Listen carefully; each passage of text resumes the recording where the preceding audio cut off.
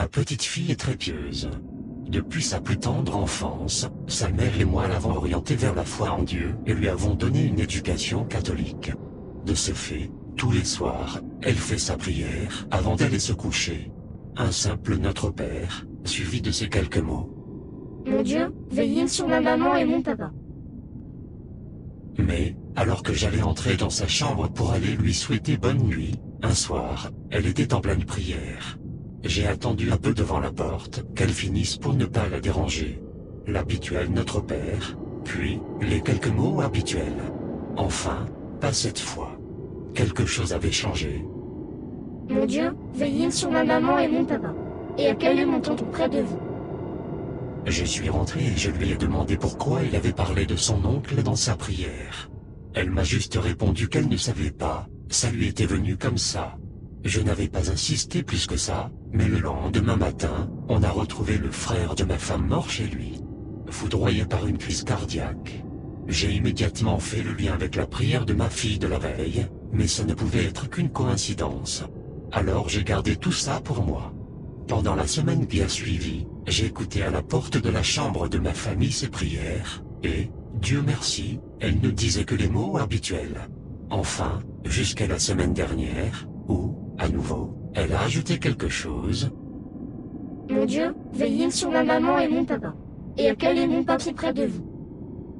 Comme mon beau-père était déjà mort, j'ai immédiatement téléphoné à mon père pour lui demander si tout allait bien.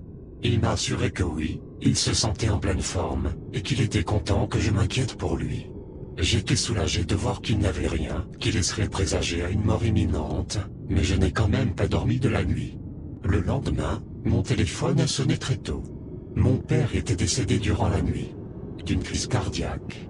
Je n'en revenais pas. Ce n'était donc pas une coïncidence. Ma fille pouvait prévoir la mort d'un proche.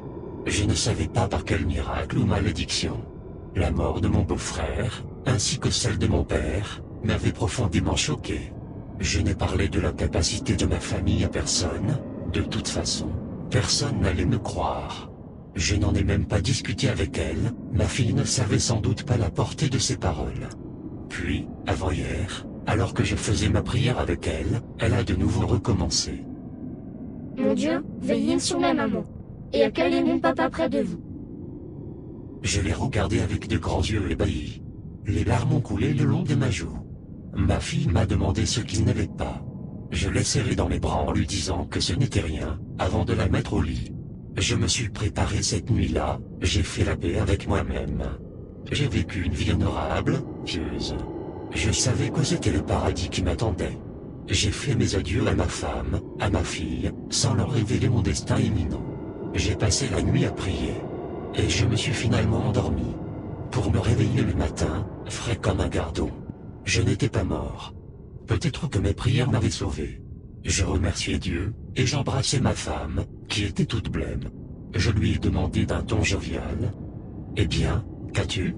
On dirait que tu as vu un fantôme. » Elle m'a répondu, d'une voix triste. « J'ai quelque chose à te dire. Quelqu'un a appelé ce matin. Ton frère est mort d'une crise cardiaque cette nuit.